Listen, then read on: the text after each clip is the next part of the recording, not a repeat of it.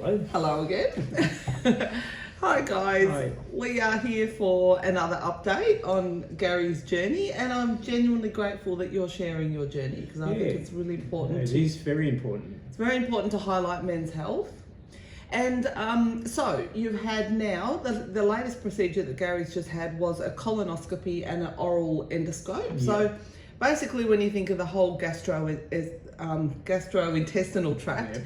it's, I mean, the way Gary said it was that, you know, they looked at both ends. So yeah, that's true. From the mouth all the way down, and then the tubes all coil, and then obviously go the other end. So they cover the whole lot. Covered the whole pipe. Yeah.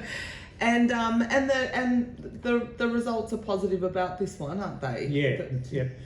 Like as Suvi said, I went in yesterday to University Day Hospital because they don't do major surgery, but they do this type of stuff.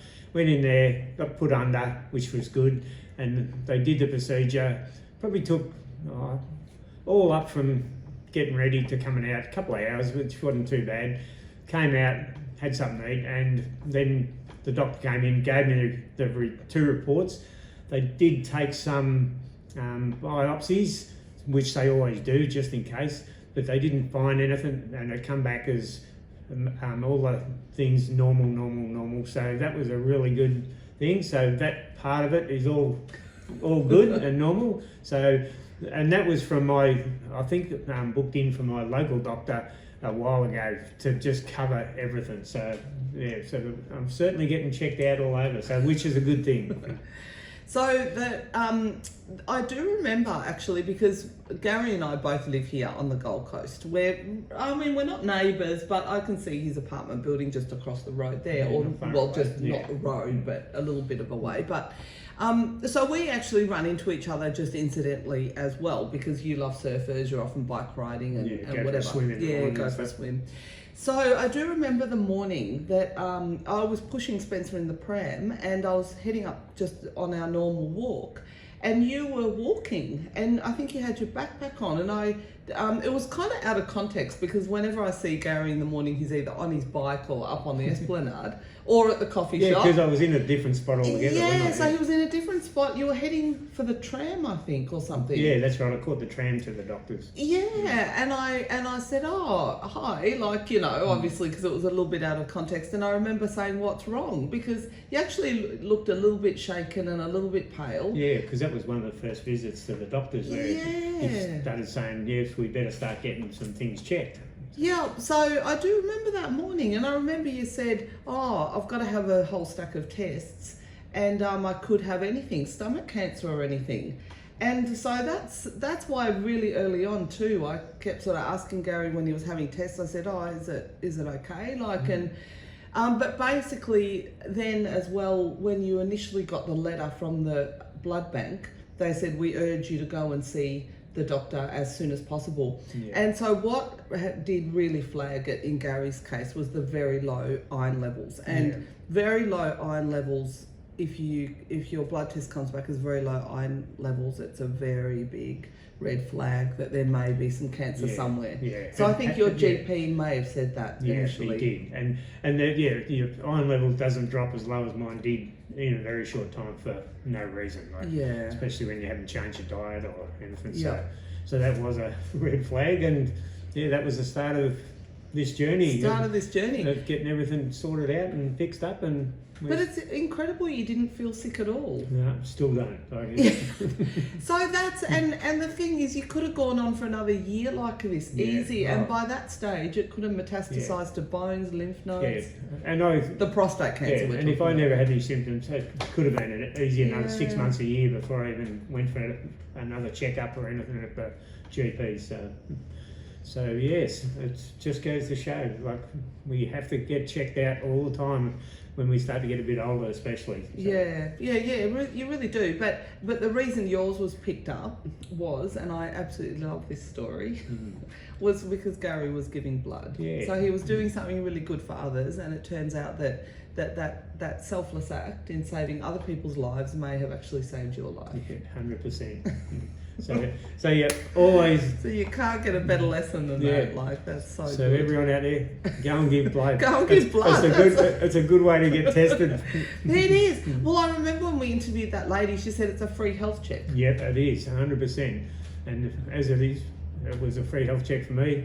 I helped someone giving blood, and now I'm being helped by I that. just realised I high-fived your hand and it's got a bandage on it. No, What is that? Is that from yesterday or just No. something else? Okay. Yeah, that's just another drama. No, it's Just not. another medical story. Well, we'll Yeah. cover Gary's Hey, finger next. We could be pretty busy. They're coming thick and fast. Yeah.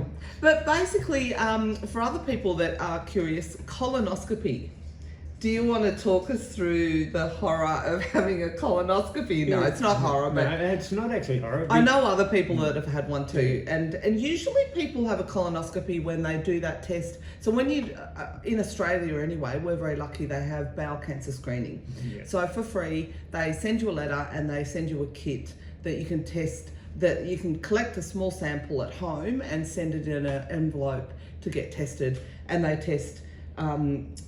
And if there's any blood, then they'll let you know, and you'll have to go back in and get a colonoscopy. Yeah. And it's not the nicest procedure leading up to it, is it? Because you have to take laxatives and really clear your guts out. It's not the procedure so far, because you're out to it when they do the procedure. It's the lead up. But the lead up, which I've never had one before, and a lot of people go through it a fair bit throughout their life, so I've never experienced it. And they give you go and get the satchels to actually take.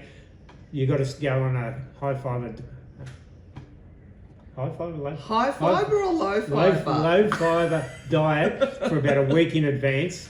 And a white diet. Yeah, and no seeds or nothing that can sort of stay in your system for a long time. Get stuck in the little grooves. Because your colon has got, if you look at a magnified version of your colon, it's actually like there's little villi, or it's not a smooth pipe. No, there's all these things that catch food and really try and get your body to be absorbing these nutrients, and your colon actually absorbs a lot of those. And like, but you don't want seeds stuck in seeds those and little, nuts are obviously going to take longer than other stuff to go through the system.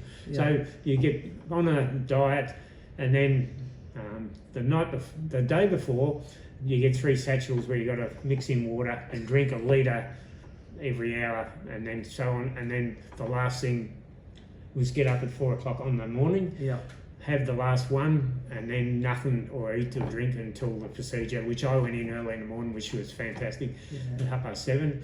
But yes, that stuff really works. I'll tell you. I have heard that before, that it really works. After I had the first litre and thought, nah, this stuff's not working.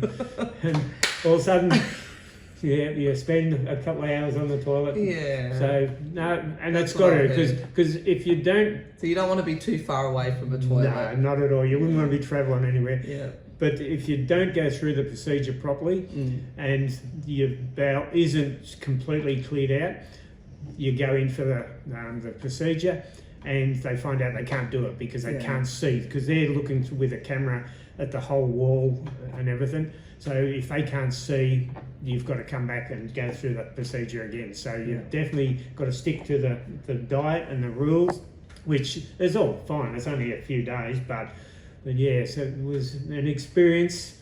So it's in your best interests to suffer. Yes. In the moment. Yeah, don't think, oh no, because you'll have to do it all over again. No, so yes, I stuck to the procedure properly. It was all good. Came out, and everything seemed pretty good. So they were happy with it. So that is good. So that's good. So yeah, so it was an experience. And the white diet is interesting too, because they don't want you to have anything like raspberries or red cordial or anything that could sort of, or even tomato sauce. I think you're not meant to have. Yeah, because the fluids you're allowed to have is like, it can stain the inside of your, like it can colour your tongue. Yeah. So it must do the same in your stomach. Because you can drink lemonade, lemon cordial, water of course, and things like that. But milk. Yeah, but milk, but nothing with, like you said, strawberries, anything. Like even vanilla ice cream. You can have plenty of vanilla ice cream if you like ice cream, but you can't have anything with nuts or fruit or Yeah, anything. So yeah, it's yeah. very interesting. Yeah, yeah. So it is. I found the whole staining thing interesting too. Yeah. But it is. It's like you eat something blue, you know, a blue lolly or a blue M&M or something, and your tongue goes blue. Yeah, well, when you think about it, if your tongue goes blue, Then your insides might too. Yeah.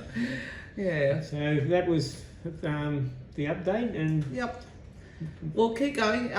We'll keep following the journey, obviously, because we'll be updating you with every step. So the next step is, what is the next step now? The surgery. The surgery in, I think it's about 2 weeks' time. 2 weeks, yeah. And where will that's at Gold Coast University that's Hospital. at Gold Coast University Hospital. Yeah. Go in and obviously get the operation and the prostate removed.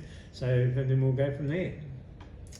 Stay tuned. Thank you for sharing. Hey, Go and give blood. go and give blood and get checked out, Get checked out. because it's very important for all of us.